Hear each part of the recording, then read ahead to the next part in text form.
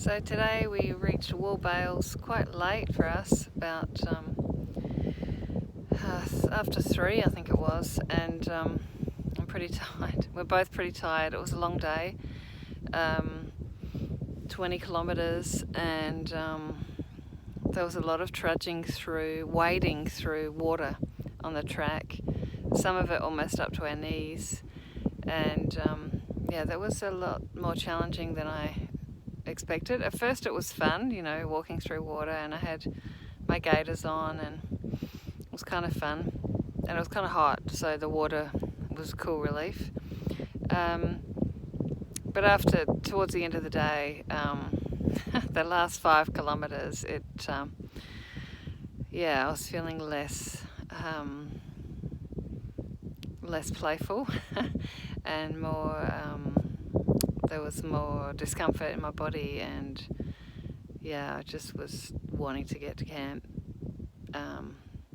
Anyway, but we made it. We're here, and I just wanted to show you this incredible view. I'm on top of Wool Bales, which is the name of the camp, and there's a 360-degree view around me. It's quite... I've got to go a bit higher. It's quite stunning.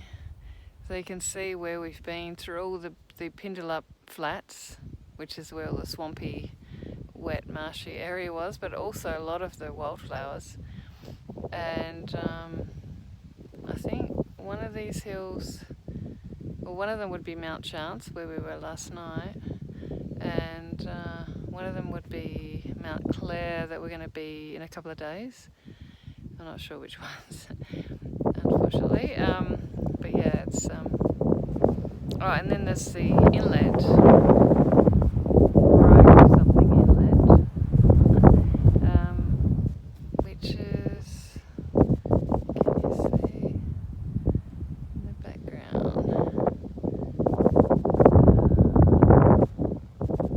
don't think you can. Anyway, it's there somewhere. There will be, I think if we can, we'll be walking across the sandbar. But if not, we'll get Tony to take us around to the other side, because sometimes you can't get through. Sometimes there's a sandbar. And then the next inlet, we canoe across. So there's another... It's like every day there's a fresh challenge, physical challenge, and the landscape changes every day. Today was particularly different, and with the swampy areas, and lots of banksias, and the plains, and there's more sun and more water, clearly, and lots of mosquitoes and tadpoles. As we were walking through the water, there was these enormous tadpoles that were scurrying out the way. I was hoping I wasn't going to step on them. So today, I think, what's been playing on my mind a lot has been, why am I doing this? What is this about for me? And thinking about the purpose of hiking this trail for 2 months, nearly. I think it'll be 2 months in the end. And a lot of people we meet actually say it's about fitness and about weight loss, which I find really interesting. But I guess when you think of it, it's maybe six hours a day of sweating and exertion every day for 2 months. It's actually not something you do at the gym. So I guess if you look at it that way, it is amazing exercise and opportunity to train and improve your fitness and lose weight as well. A lot of people say they lose a lot of weight. For me, it's more the beauty. I guess I wanted to see the wildflowers out, and which I haven't ever seen before, apart from Michael and I did the first 3 days of the trail 6 years ago. So I wanted to see more of the wildflowers, and and I'd heard a lot about the tingle trees, the giant karis, and yeah, it was about nature and beauty, immersing myself in nature and the beauty and experiencing that close up, and challenging myself to see what I was capable of, and but also really wanted to have time for self-reflection and learning about myself and my inner workings, and learning about where my mind goes when I'm in discomfort and pain, and where my mind goes when I'm lost in the constant footsteps. Sometimes, it's interesting to see where my mind goes, and then learn from that about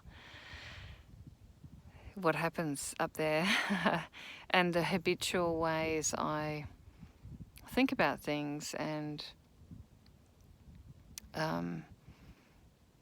and it's a great opportunity to do that. That contemplation as I'm walking can be really deep when I'm not stopping to look at the beauty. When there's times when it is the same and it feels like I'd rather not be there. And noticing when that happens and what I'm thinking, what I'm telling myself, and how I manage that, and how I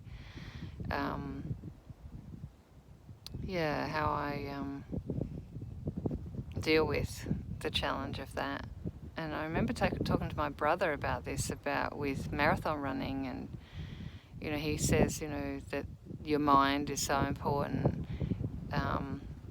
that can have a big impact on your performance.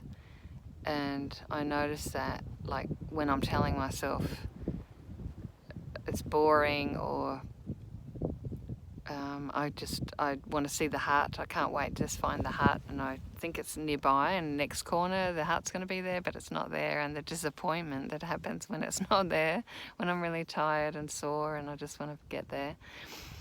And I notice then it's harder because of that disappointment, and so then I stop and kind of go within and just go, well, it's not around the corner. We'll get to the hut when we get to the hut.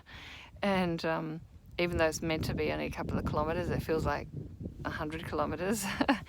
But when I just focus in on my body, my breathing, what my body's doing, my glutes, powering my glutes, and what my feet are doing, suddenly I can get more power in my step and my movement forward, and sometimes I'll concentrate on my arms and the power in my arms with my sticks, and actually can go quite fast, even though I've been slowing down because of that mental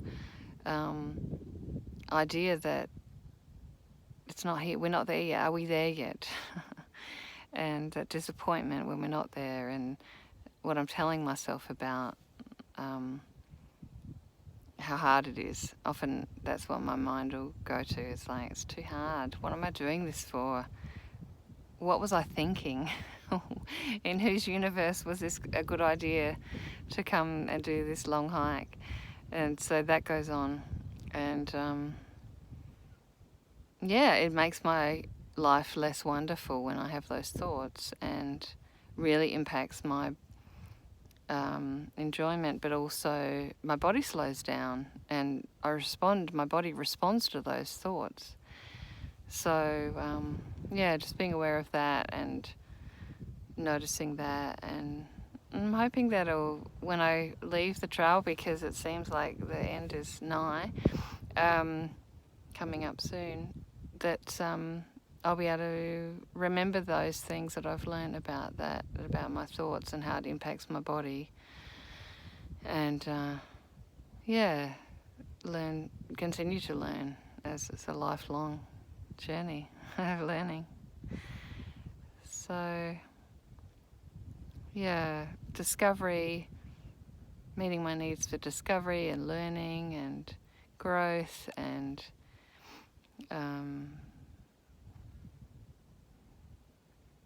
yeah,